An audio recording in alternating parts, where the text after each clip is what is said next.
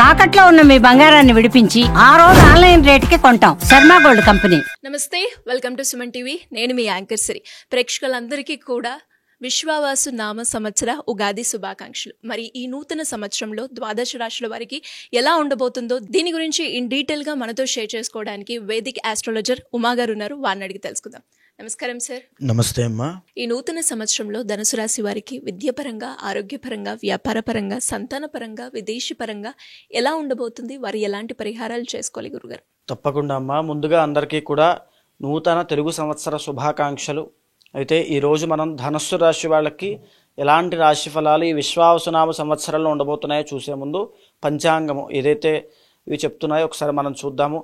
అయితే ఆదాయము 5, వ్యయము 5, ఎంత వచ్చిందో అంతే ఖర్చు.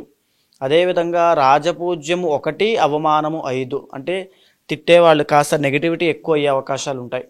ఇక గ్రహ సంచారం చూసి మనం కాస్త డీటెయిల్గా మాట్లాడుకోవాలనుకుంటే కనుక ముఖ్యంగా ధనస్సు రాశి వాళ్ళకి ఇప్పటి వరకు లేని సక్సెస్ కానీ, ఇప్పటి వరకు కుదరని పెళ్ళిళ్ళు కానీ, ఇప్పటి వరకు రానటువంటి సెటిల్మెంట్ కానీ, సంతానం కానీ అన్ని సంవత్సరంలో చూడబోతున్నారు. ఇది రాసి పెట్టుకోండి. ధనస్సు రాశి మీది అయితే ఖచ్చితంగా మీకు ఏంటంటే ఫస్ట్ ఆఫ్ ఆల్ ఈ మార్చి 30వ తారీఖు తర్వాత నుంచి ఒక చిన్న దోషం ఏమిటంటే 4వ స్థానంలోకి శని రాబోతున్నాడు.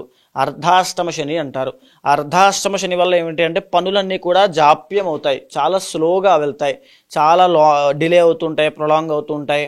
ఈరోజు రావాల్సిన డబ్బులు రేపు రావాల్సిన ఎల్లుండి అలా అలా అలా లేట్ అవుతూ ఉంటుంది. సో దానికోసము వెంకటేశ్వర స్వామి ఆరాధన చేయండి, సుదర్శన హోమం చేసుకోండి, ఆ దోషం పోతుంది.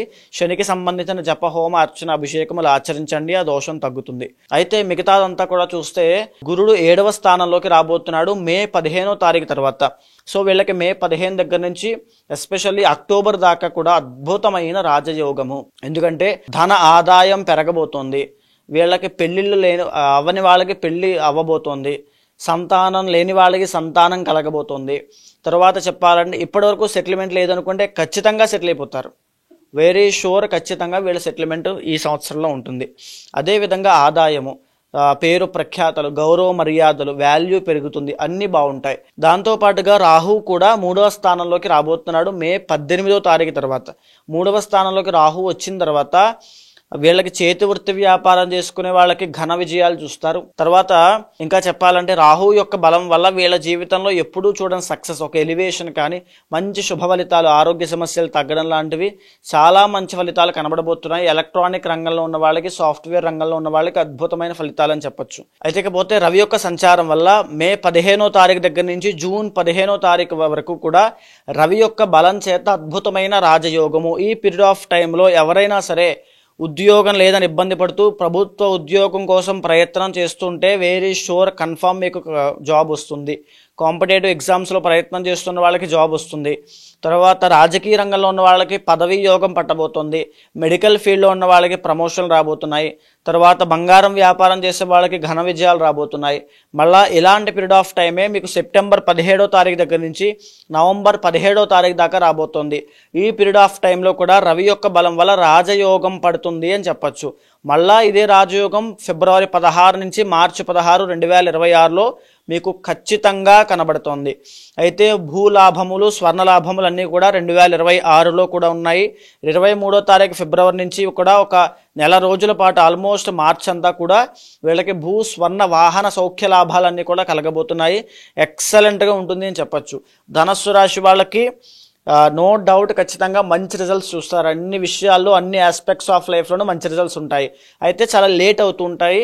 ఆ దోషం అర్ధాష్టమ శని దోషం కాబట్టి దానికి సంబంధించి కొన్ని క్రతువులు, కొన్ని పూజా పరిహారములు ఆచరించుకోండి, చాలా అద్భుతంగా ఉంటుంది.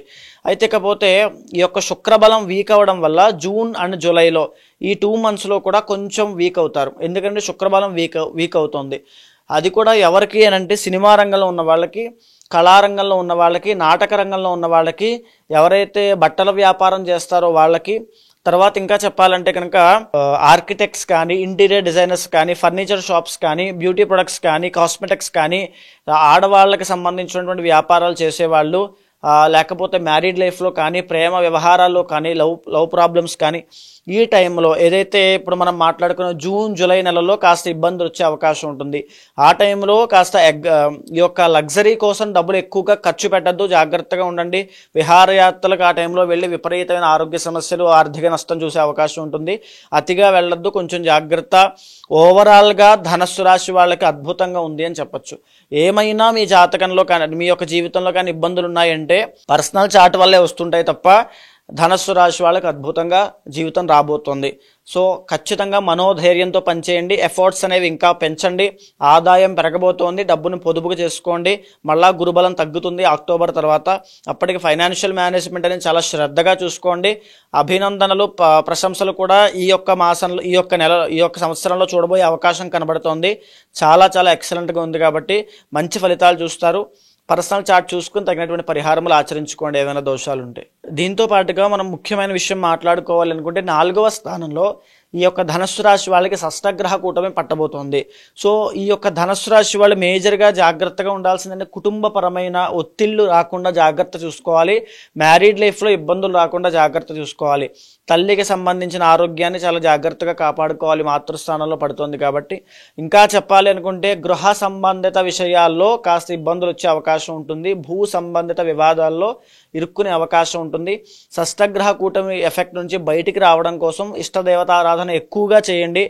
లేదు అనుకుంటే శివ ఆరాధన, ప్రతినిత్యము శివాలయానికి వెళ్ళి దర్శనం చేసుకోవడము, శివ అభిషేకం చేయించడము, పంచామృతాలతో అభిషేకం చేయించడం చేస్తే కనుక షష్టగ్రహ కూటమి ఎఫెక్ట్ మిమ్మల్ని ఇబ్బంది పెట్టదు. అది తప్ప ధనస్సు రాశి వాళ్ళకి ఎలాంటి ఇబ్బందులు, ఎలాంటి యొక్క దోషములు ఏమీ లేవు. సో మరి ఈ నూతన సంవత్సరంలో ఎవరైనా కూడా జాతకరీత్యా వాళ్ళు ఎదుర్కొన్న సమస్యలకి పరిష్కారం చేసుకోవాలి అంటే ఏ విధంగా మిమ్మల్ని అప్రోచ్ అయ్యే ఛాన్స్ ఉందంటారు గురుగారు? తప్పకుండా అమ్మా. ఇప్పుడు నేను చెప్పినటువంటిది ఏదైతే గ్రహ సంచారము, గోచార గ్రహ సంచారం ఆధారంగా, ట్రాన్సిట్స్ ఆధారంగా ఏ రకాలుగా జీవితంలో మార్పులు రాబోతున్నాయి, ఎలాంటి జాగ్రత్తలు తీసుకోవాలో మనం మాట్లాడుకున్నాం. కానీ మీ పర్సనల్ చార్ట్ అనేది చాలా ఇంపార్టెంట్ అండి. అక్కడ కనుక ఏదైనా మీకు ఒక గజకేసర యోగం కానీ, గురు చండాల యోగం కానీ, బుధ ఆదిత్య యోగం కానీ, దశాంతర్దశలు అద్భుతమైన రాజయోగాలు ఉంటే ఈ ప్రాబ్లమ్స్ని ఈజీగా ఓవర్కమ్ చేస్తారు. ఇక్కడ ఉన్నటువంటి పాజిటివిటీ అయినా నెగిటివిటీ అయినా దానికి ప్యారలల్గా మీ పర్సనల్ చార్ట్లో కూడా బలం ఉండాలి. ఒకవేళ మీ జాతకంలో ఇప్పుడు నేను చెప్పిన రవి సంచారం అప్పుడు రాజయోగము, కుజ సంచారం అప్పుడు రాజయోగాలు అప్పుడు కూడా పట్టట్లేదు, ఏదో ఇబ్బంది వస్తూనే ఉంది అంటే పర్సనల్ చార్ట్లో ఖచ్చితంగా ఇబ్బంది ఉంది అని అర్థము. దాన్ని గుర్తించండి. ఖచ్చితంగా మీ పర్సనల్ చార్ట్ చూడండి. దాంట్లో ఏవైనా దోషాలుంటే తగిన పరిహారములు, పూజలు ఆచరించండి. శీఘ్రంగా ఈ యొక్క రాజయోగాలు అనుభవిస్తారు. ఒకవేళ అలాంటి వాళ్ళు ఎవరైనా ఉంటే తప్పకుండా కింద కనిపించే నెంబర్కి కాల్ చేయండి. ఎవరైనా సరే పర్సనల్ చార్ట్ చూసి ఆ పూజా పరిహారాన్ని కూడా తప్పకుండా చేయిస్తాను. ధన్యవాదాలు గురుగారు. నమస్తే అమ్మా.